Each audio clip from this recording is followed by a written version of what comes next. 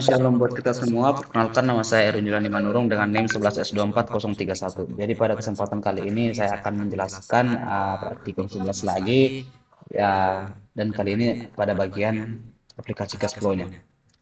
Jadi di sini kita disuruh untuk mengimplementasikan UI pada aplikasi Cashflow menggunakan Spring Boot dan Timely. Nah, di sini rubrik penilaiannya di sini seperti yang pada modul, nggak usah kita seperti yang jelaskan pada yang tulis tadi. Di sini ada pertama kita setup point repository, kita setup pada GitHub, kemudian setup configuration-nya, dependencies-nya, kemudian run the starter project-nya menggunakan npm Spring Boot run, kemudian mengaksesnya pakai localhost 8080, dan setelah sini nanti ada jika kita yang buat cashflow-nya langsung kita buat cashflow.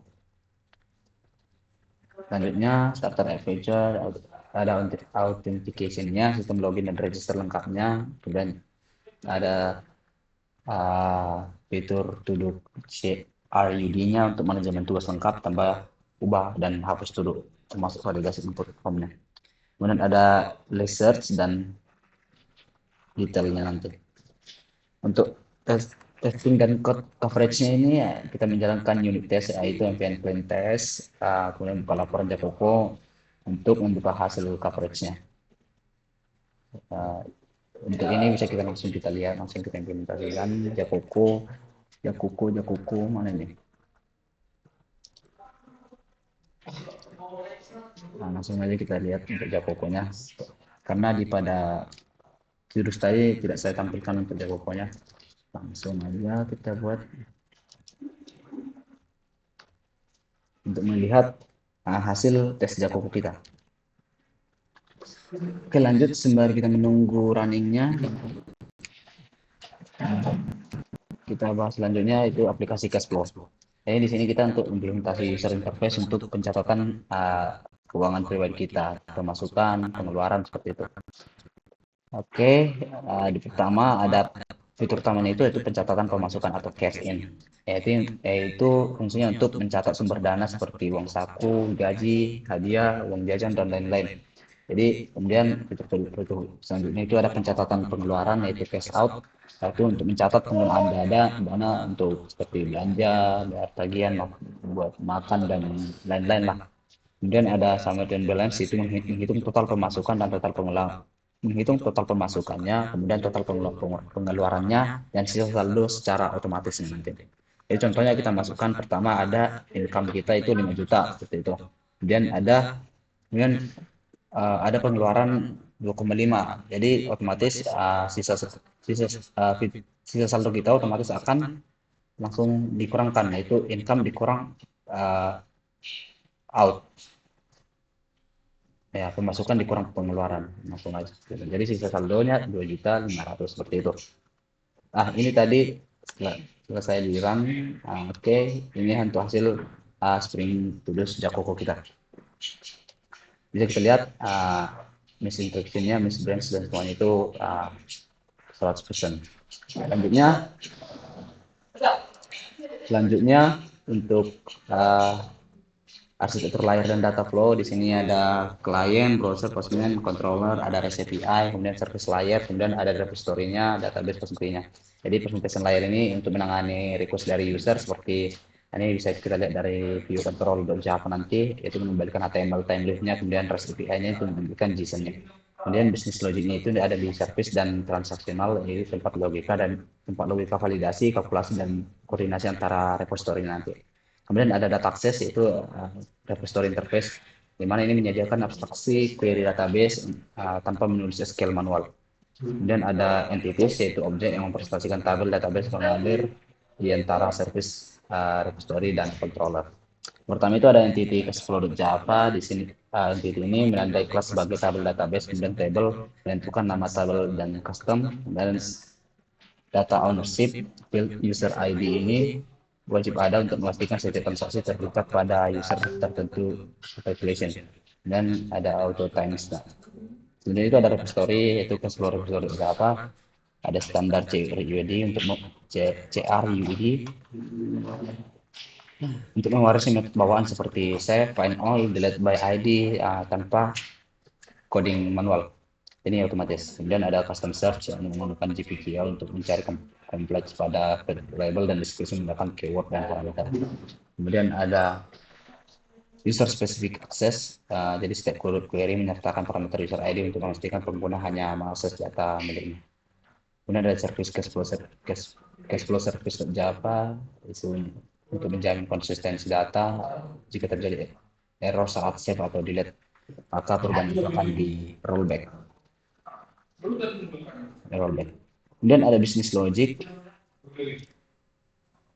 Ada business logic itu menangani logika pembuatan pencairan termasuk search keyword, update dan penghapusan data secara terpusat. Dan ada controller cache flow controller Java di sini untuk mendefinisikan kelas sebagai handler REST API yang mengembalikan data JSON bukan HTML.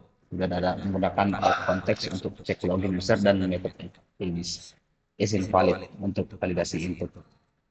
Kemudian ada view control logic. Kelas ini bertugas untuk menangani request HTTP, mengambil service untuk data, melakukan perhitungan summary sederhana dan mengirimkan data ke template HTML via object model. Ada request menggunakan request mapping sebagai base URL-nya, get ini untuk list dan summary, get add untuk form tambah, kemudian post delete untuk menghapus.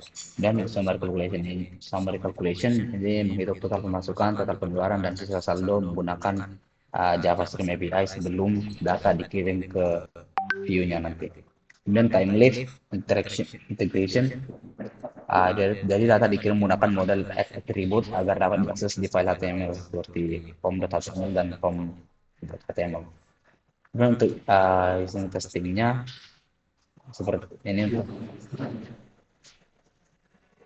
untuk npm client testnya ini coveragenya itu 100%, kemudian deliverables dan practice. Jadi untuk memastikan semua artefak terkumpul. Oke, ini untuk syarat pengumpulan harus di clone ke GitHub, kemudian membuat presentasi seperti yang saya lakukan sekarang, kemudian quality checklist untuk Jacopo-nya seperti ini tadi. Kemudian di sini mungkin itu sekian yang bisa saya presentasikan. Mungkin kita bisa langsung ke APK-nya untuk yang cash flow. Jadi tadi kita di sini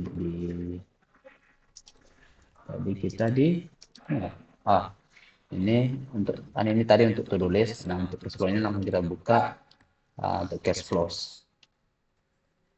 Oh iya, kita harus login dulu karena kan saya sudah buat akun tadi, langsung aja kita tidak usah registrasi, bisa login form. Nah, ini tadi to-do-nya, sekarang untuk cash flow-nya. Nah, seperti ini. Contohnya ini kita hapus.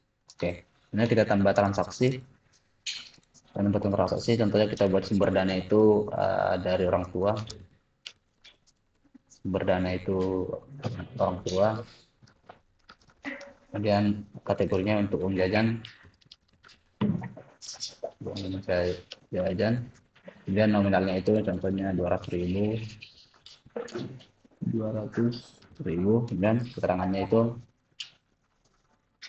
deskripsinya banyak makanan enak. Contohnya kita simpan data, maka otomatis akan ditambahkan ke total pemasukan dan sisa saldo. Karena belum ada pengeluaran, kita bisa langsung tambahkan transaksi. Tadi pemasukan, sekarang kita untuk pengeluaran. Sumber dana bisa juga orang tua untuk makan uang jajan. Ini tentunya uang makan itu coba kita buat 100.000 dan tentunya makanan enak. Oke. Simpan data, maka otomatis akan langsung dikurangkan total pemasukan ke total pengeluaran. Maka untuk sisa saldo akan diupdate berdasarkan total pemasukan dan total pengeluaran kita. Kan tadi total pemasukan kita 200, total pengeluaran kita 100, maka sisa saldo kita itu 100. Nah, ada juga untuk fitur edit, contohnya kita jadi 300 di sini. 300 simpan, maka otomatis total pemasukan kita 300. pengeluaran kita 100.000, maka sisa saldo 200.000 lagi. Nah, kalau untuk fitur hapus tinggal hapus ini, hapus, hapus, oke, seperti itu. Jadi ini tampilan UI untuk cash flow. Mungkin sekian presentasi yang bisa saya lakukan. Kita ada kesalahan atau tutur kata yang kurang berkenan, mohon dimaafkan. Sekian dan terima kasih.